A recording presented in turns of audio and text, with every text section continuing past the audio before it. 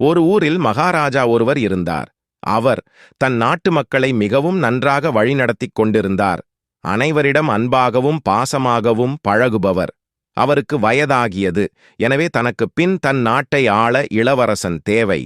அவருக்கு மகன் இல்லாததால் அவர் தன் நாட்டில் உள்ள ஏதாவது ஒரு இளைஞனை தன்னுடைய நாட்டுக்கு இளவரசனாக தேர்ந்தெடுக்க முடிவு செய்தார்.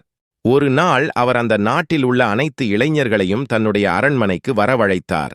அவர்களிடம் சொன்னார், எனக்கு வயதாகிக் கொண்டே இருக்கிறது. எனக்குப் பின் என் நாட்டை ஆள எனக்கு மகன் இல்லாததால் நான் உங்களில் ஒருவனைதான் இந்த நாட்டிற்கு இளவரசனாக தேர்ந்தெடுக்கப் போகிறேன். அவர்கள் அனைவரும் மிகவும் சந்தோஷம் அடைந்தனர். அப்போது மகாராஜா அவர்கள் ஒவ்வொருவருக்கும் ஒரு விதையை கொடுத்து கொண்டு சொன்னார், இந்த விதையை யார் பெரிய செடியாக முளைக்க வைத்து ஒரு மாதத்திற்குள் கொண்டு வரப் போகிறீர்களோ அவர்கள்தான் என் நாட்டை ஆளும் இளவரசன். அப்போது அங்கு வந்த இளைஞர்கள் அனைவரும் ஒவ்வொரு விதையை பெற்றுக்கொண்டு தங்கள் வீட்டிற்கு திரும்பினார். ஆனால் ஒரு ஏழை தாயின் மகன் தன்னுடைய வீட்டிலிருந்து தன் தாயிடம் சொன்னான், அம்மா, 1 மாதம் ஆகிவிட்டதே, இந்த விதை இன்னும் கொஞ்சம் கூட முளைக்கவில்லை. நான் எப்படி இதை அரண்மனைக்கு எடுத்து செல்வேன்? பரவாயில்ல மகனே, இவ்வளவு நாள் நீ கஷ்டப்பட்டு அதை வளர்த்தெடுக்க முயற்சி செய்தாய். நீ மகாராஜாவிடம் சென்று என்னால் அந்த செடியை வளர வைக்க முடியவில்லை என்று கூறு. சரி அம்மா. 1 மாதம் கழிந்தது.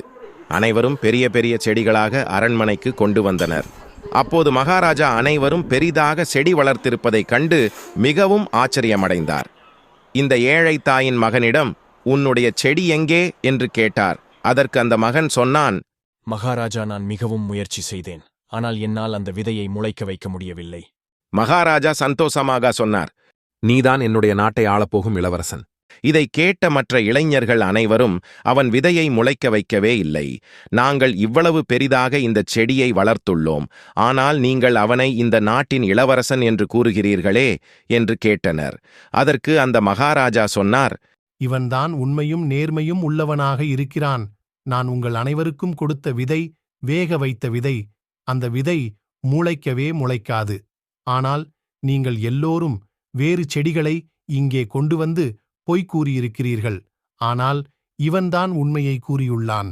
எனவே இவன்தான் இந்த நாட்டை ஆளப்போகும் இளவரசன் என்று அவனுக்கு இளவரசன் பட்டம் கொடுத்தார்.